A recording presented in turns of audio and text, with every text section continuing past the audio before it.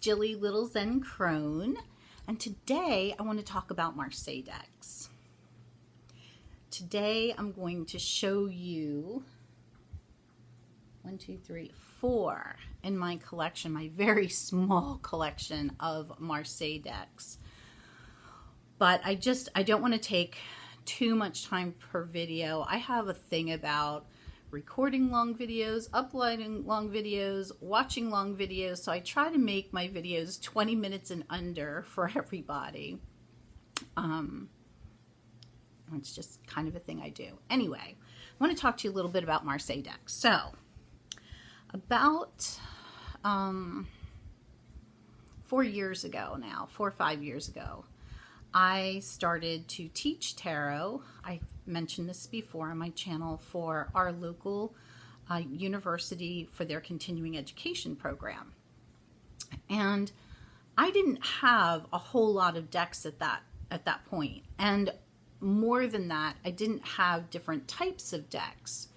So the fall before, well, no, I taught it in the fall. So the summer before, I started purchasing decks of different types from Amazon.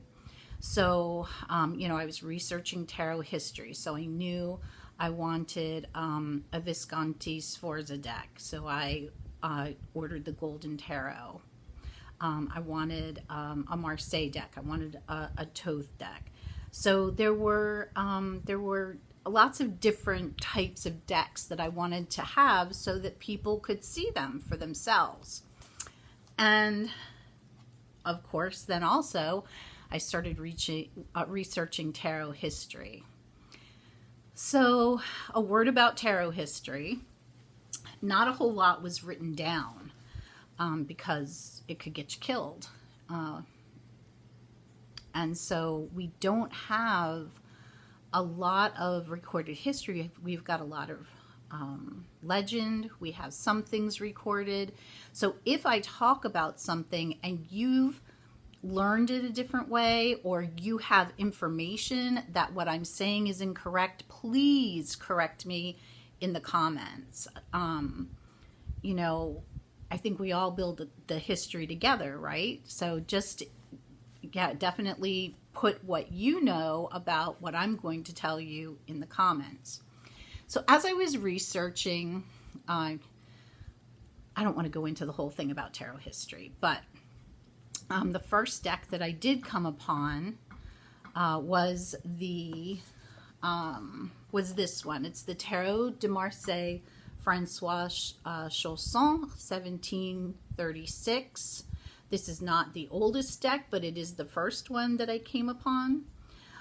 Francois Chosson was a engraver and a card maker, and the reproduction was done by, I believe, Yves Renaud, and there were 3,000 decks.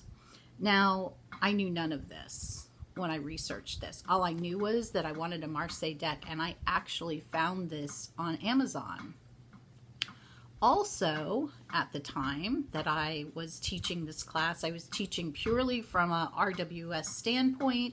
I had no clue about, I was just starting to figure out like the vast number of decks, and that decks could be numbered and collectible, and I was just getting into all of that. So I brought my deck collection to my first class, and I had a student who has since become a friend, who is he's a scientist, and he works, a researcher. He works at our local hospital system. So he has that scientific mind, right? Not like me at all. And he walked into class the first night with a big, I want to say 2 boxes full of decks. And I thought, uh-oh. And so we went around the room and introduced ourselves and, said what we were hoping to learn and why we were here. And he very politely said that he was here because he was a tarot collector and that he was also a tarot historian. He loved tarot history. So now I had the double uh-oh feeling. So I immediately made him the teacher's assistant. I told him that he was the TA for the night and that I was going to present on tarot history, that I really was a newbie when it came to tarot history. And actually he said I did a good job. So that's a good thing. But what he did tell me after class, I sent this deck around to the class. I want to get to some of the majors because I think what I don't like about this deck is that it seems, well, it does seem like it was carved or engraved, which, you know, hey, that's what you got, right? The cardstock for this deck is, you know, it's not anything that I would, it's very stiff. I would not call this shuffleable at all, unless you overhand shuffle. Oh gosh, there's glare, I'm sorry. But yeah, you can see these cards. They just seemed kind of like they were carved to me. That's what they look like to me. But after class, he said, hey, like, do you know what you have here? And I said, no. And he said, well, open the box. So of course he opens the box. We open the box and here's the cover, you know, the card with the number on it. And I had number 2301. Yeah, 2301 of 3000. And it was on Amazon. I think I remember the story about how these decks wound up on Amazon, but I don't want to repeat it because I'm not sure. So I want to call him and get that information, and I'll talk about it in my next video. Or if anybody else knows the story, you can certainly put it in the comments.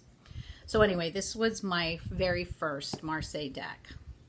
And I have to tell you that when I opened the box and looked at the deck, I wasn't, you know, it did not scream to me, oh, you have to learn how to read with a Marseille deck. I was like, oh, thank God for Waite Smith decks, man. But I appreciated it for the art, right? All right. So another deck that I bought at that time was this one, which is the Golden Tarot. It is a, it comes in a really nice box, and you can see the inside. It comes with this sateen cloth, and it has a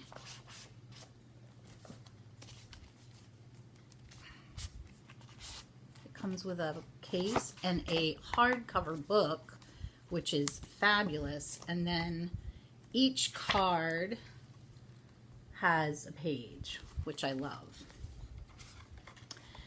In researching the Visconti deck, I learned so much, and this kind of got me interested in starting to read with a Marseille type deck. So I'm not sure that this would be considered Marseille per se. It's a Marseille type deck.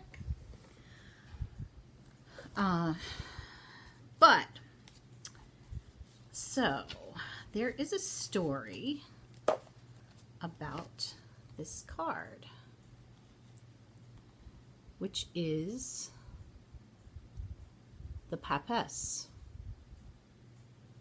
And I had to do a double take here because she almost looks pregnant, and I thought she might be the Empress, but the crown on her head in the number, she is definitely the Papesse. So the story is, and this story fascinates me, but I want to make sure that I have the dates. Okay, so back in the 1200s, so this would be 1210 to 1281. There was a woman named Wilhelmina of Bohemia. She was apparently, legend has it that she is the relative daughter of the king. She somehow makes her way to Italy in the middle of the 1250, 1260-ish, and winds up in Milan. And she starts this alternative branch of Christianity, so Catholicism, that was feminist. It was feminist based. And she said that, and it was called, they were called the Guglielmites.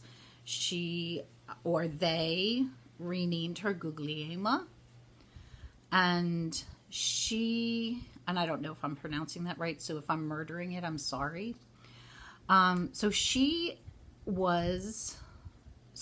in this, feminine, I like this woman already, right? So she's saying that, in 1300, she will be resurrected and she will become the first female pope.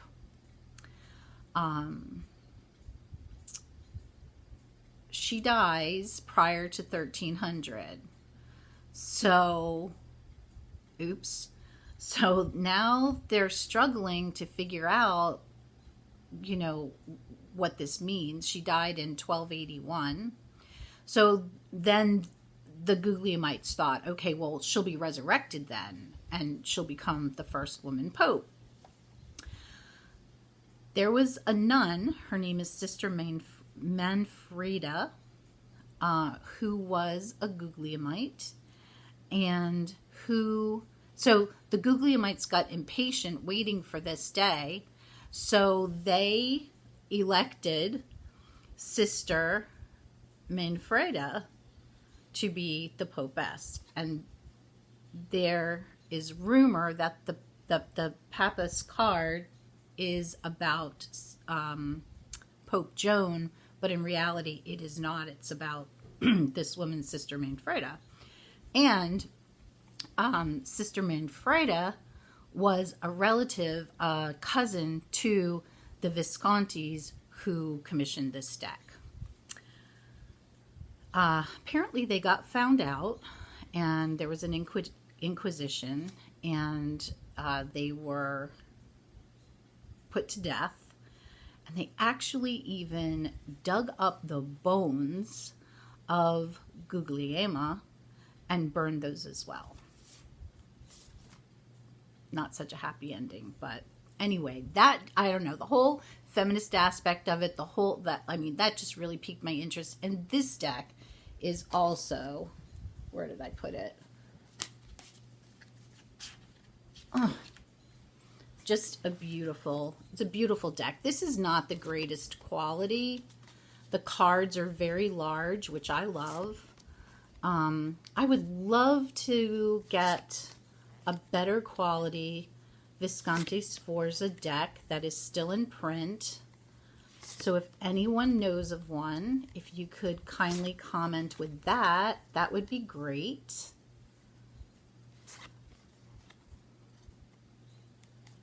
But, again, this was great to hand out in class, let people look through so that they could see the images. And I love the images. It's, it's mass produced and not the most fantabulous, but it's okay. All right. So on from there, and after this first class was over and I met my dear friend Eric, the historian and collector, we ordered, and now this would be modern and not, this I call a Marseille type deck. We ordered from Il Meneghello,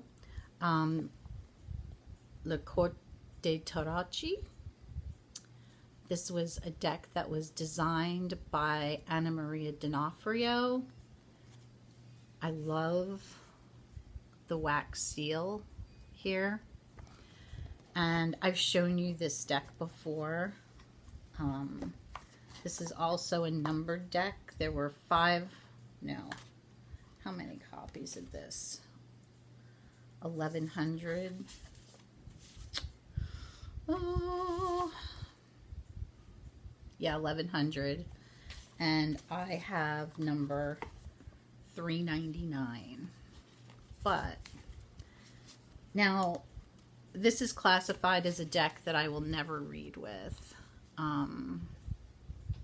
This is classified as a deck that if I shuffled these cards in one bent, I would cry. This is a beautiful deck. And so this is a deck that I will call a rainy day deck, because on rainy days, I like to take some of my more precious decks out and look through them and love on them. So these are the backs, and these are the cards. It's a matte finish.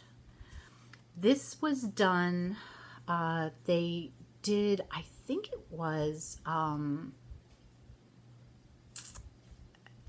was it carvings on zinc?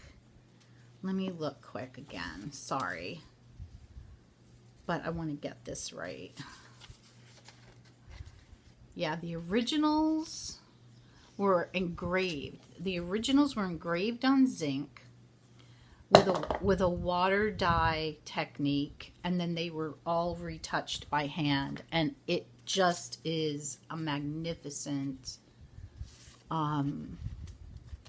gorgeous coloration and texture, depth, texture to these cards. I mean,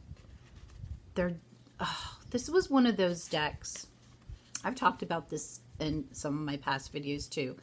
There are decks that I've opened that have made me cry, and because they're just so beautiful. I mean, and this is one of them. It just moves me every time I look at it.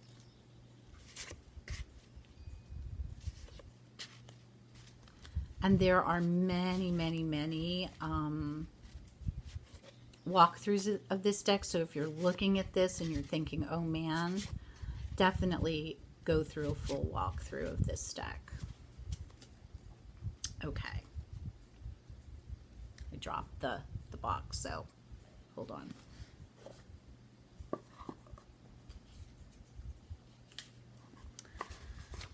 And the Il Meneghello boxes are just, they're wonderful. Like, they're telescoping boxes, which I think might be my favorite. They don't have the little, the little finger divots, but they're not, okay, so now it's going to get stuck. They're not uber tight, so you don't feel like when you take it off that all the cards are going to come flying out. They're really kind of, it's very humid here today too, so it's they're very, it's not too tight, not too loose, it's just right. All right, the last deck I want to show you today is one that is one of my favorites. Again, I have a story about my tarot of the Pagan Otherworlds, which I'll show in my next video for a different reason. But when I got this deck, I didn't want to open it. Now this is going to sound so stupid, but I didn't want to open it because I didn't want to break the seal.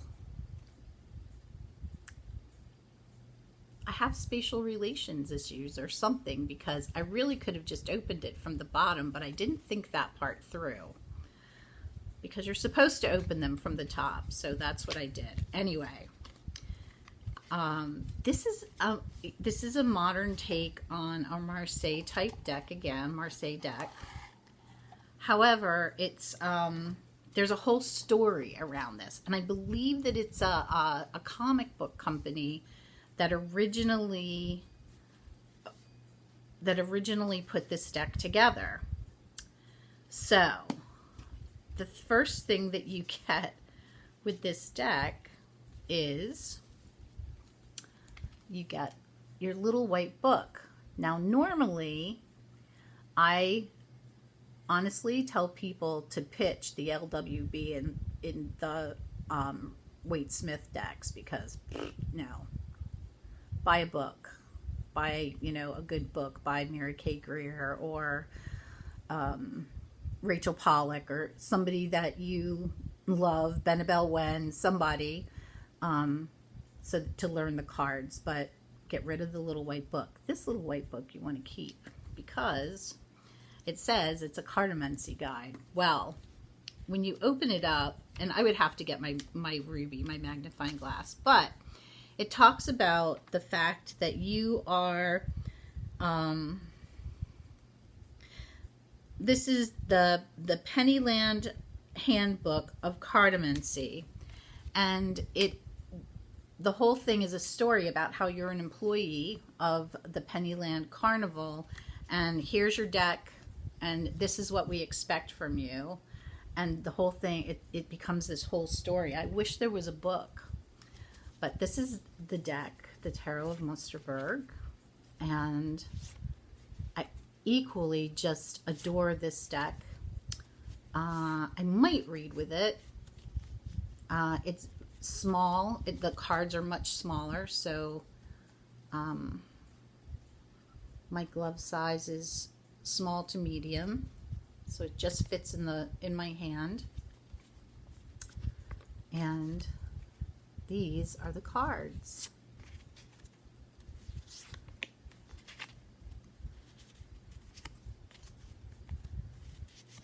And I think this deck is still available.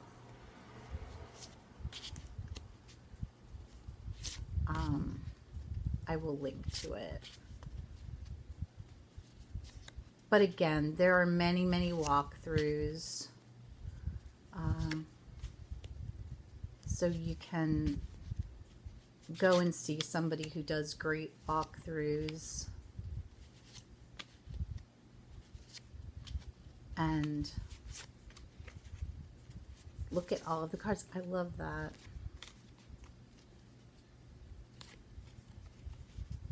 So you can see how it's a little bit different than your, but it is still very Marseille-like. So I am really interested in learning to read with the Marseille deck now. And tomorrow's Wednesday, so it will be Wednesday Tarot Wisdom, but Thursday I will put out my next part to this video, which will just finish up with, I think, 2 or 3 more decks. One of which is a Marseille type deck. It is also historical and close to my heart. And I will show you the book that I am going to use as my jumping off place to learn Tarot de Marseille. It's not what you might expect, and I'll explain why I'm choosing that book also. So until Thursday, or until you see the next video pop up, which will be Thursday, take care, everyone. Bye-bye.